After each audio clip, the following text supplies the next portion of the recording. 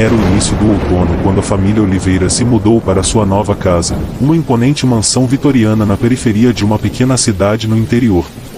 João e Mariana Oliveira, junto com seus 2 filhos, Pedro e Alice, estavam ansiosos por um recomeço.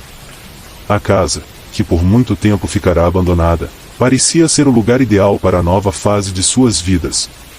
A mansão, no entanto, tinha uma aura sombria. Os vizinhos evitavam falar sobre ela, e os poucos que se atreviam a mencionar algo, o faziam em sussurros. João, um homem prático e cético, desconsiderou os rumores e acreditou que a casa só precisava de alguns reparos para se transformar em um lar acolhedor.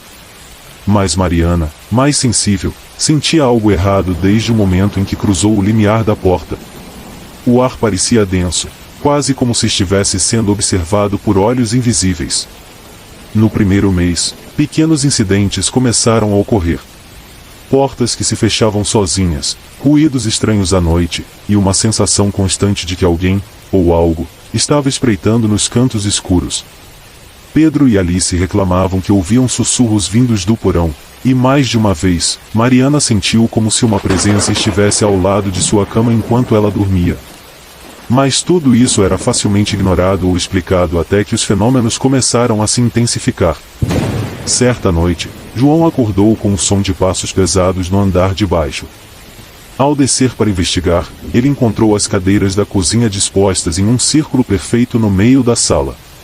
A sensação de ser observado tornou-se sufocante, e ele ouviu um som abafado de risos vindos de algum lugar na casa. A cada dia, algo novo e inexplicável acontecia, imóveis se movendo sozinhos, objetos desaparecendo, e estranhas marcas aparecendo nas paredes. O que mais assustava a família, no entanto, era o porão. Pedro e Alice evitavam descer até lá, afirmando que algo ruim morava na escuridão abaixo da casa.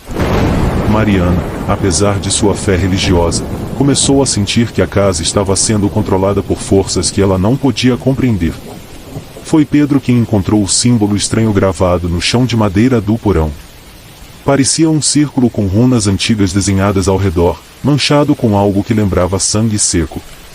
Ao mostrar para seus pais, João decidiu que era hora de procurar ajuda. Ele não acreditava em fantasmas, mas sabia que havia algo muito errado ali. Depois de muitas pesquisas e conversas com os vizinhos, a família foi aconselhada a procurar uma médium local chamada Laura Santiago, uma mulher de meia-idade com um dom extraordinário para se comunicar com o mundo dos espíritos. Ela havia ajudado muitas famílias com fenômenos inexplicáveis, mas raramente encontrava algo tão poderoso quanto o que os esperava naquela casa. Desde o momento em que Laura atravessou a porta, ela sentiu uma energia densa e maligna pairando no ar. Seus olhos, experientes em detectar o invisível, percorreram os cantos da casa como se pudessem ver além do véu do mundo físico. Ela sabia que a casa estava infestada, mas não por espíritos comuns. Havia algo mais antigo, algo mais perigoso. Laura pediu à família que a deixasse sozinha por algumas horas enquanto fazia um ritual para conhecer os espíritos da casa. Assim que a família saiu, ela se ajoelhou no chão da sala de estar, cercada por velas, e começou a invocar os espíritos que ali residiam. Enquanto Laura recitava suas orações e cânticos, o ambiente ao redor dela começou a mudar. O ar esfriou rapidamente, e uma leve neblina parecia se formar dentro da sala. Seus olhos se fecharam enquanto sua visão espiritual se expandia. Ela viu as paredes da casa começarem a ondular, como se fossem feitas de líquido, e então, as primeiras sombras começaram a aparecer. Eram vultos escuros, formas humanoides que se contorciam como se estivessem sendo torturadas. Eles caminhavam lentamente pelas paredes, seus rostos desfigurados pela dor e pelo ódio. Entre as sombras, uma figura mais clara apareceu, em uma mulher vestida em trajes antigos, com os olhos em chamas de fúria. Era a bruxa. Laura soube imediatamente que aquela era a alma mais poderosa e perturbadora da casa. A energia que emanava dela era avassaladora, e, em sua visão, Laura viu cenas de rituais sangrentos realizados no porão. A mulher havia selado sua alma à casa, e agora governava aquele lugar, atormentando todos os que ousavam viver ali.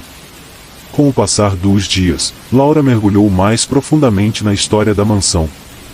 Ela descobriu que a casa havia pertencido a uma mulher chamada Catarina Lopes no século XIX, uma bruxa notória que realizava rituais de magia negra no porão. Catarina acreditava que, sacrificando 7 pessoas inocentes, ela poderia abrir um portal para o submundo e alcançar o poder supremo. Ela sacrificou 6 vítimas, todas locais, e estava a ponto de sacrificar a 7ª quando foi traída por um de seus seguidores, que a matou e enterrou seu corpo no próprio porão, selando sua alma ali. No entanto, o ritual incompleto criou um laço sombrio entre Catarina e a casa. Ela não conseguia passar para o outro lado, e sua presença maligna ficou presa, transformando a mansão em um epicentro de fenômenos paranormais. Desde então, 7 famílias haviam vivido na casa. Cada uma delas fora expulsa pelos fenômenos inexplicáveis, mas a família Oliveira era a primeira a realmente investigar a fundo.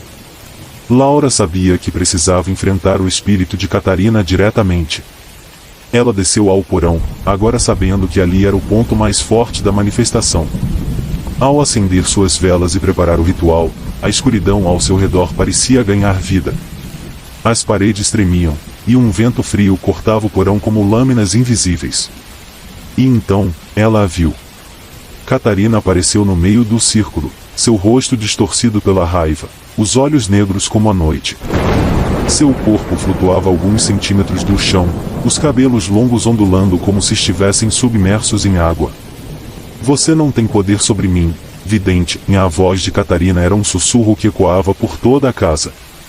Laura sentiu o chão tremer sob seus pés. Ela sabia que não seria fácil. Catarina havia se tornado algo mais do que um espírito preso. Ela era uma entidade que se alimentava da dor e do medo das pessoas que viviam ali. Laura tentou usar sua força espiritual para banir Catarina, mas a bruxa era forte demais. O círculo de proteção que Laura desenhou começou a se desfazer, e a presença maligna de Catarina se espalhou como uma sombra por todo o porão. A médium viu, em sua visão espiritual, centenas de almas presas nas paredes, clamando por ajuda. Cada uma delas havia sido sacrificada por Catarina ou aprisionada pelo ritual inacabado. Apesar de seus melhores esforços, Laura não conseguiu libertar as almas ou banir Catarina. A bruxa havia se tornado parte da própria casa, e enquanto o porão continuasse a existir, ela permaneceria ali, atormentando qualquer um que ousasse cruzar as portas da mansão. Exausta e derrotada, Laura subiu do porão, sabendo que a família Oliveira precisava deixar a casa imediatamente. Quando contou à família sobre sua incapacidade de resolver o problema, João, embora cético, não pôde ignorar os sinais. Eles arrumaram suas coisas naquela mesma noite e deixaram a mansão para trás, abandonando-a para o destino sombrio que ela abrigava. A casa ficou vazia novamente, como havia acontecido com as 7 famílias anteriores. Mas todos sabiam que não ficaria vazia por muito tempo. Haveria sempre alguém que ignoraria os avisos, que seria atraído pelo preço baixo e pela história intrigante da mansão. E Catarina estaria lá, esperando pacientemente por suas próximas vítimas, alimentando-se do medo e da dor, até que alguém forte o suficiente conseguisse quebrar o ciclo que ela havia criado. Mas até então, a mansão continuaria de pé, um monumento macabro à magia negra e aos rituais sangrentos. E as vozes, sussurrando dos cantos escuros da casa, garantiriam que ninguém esquecesse dos sacrifícios feitos ali.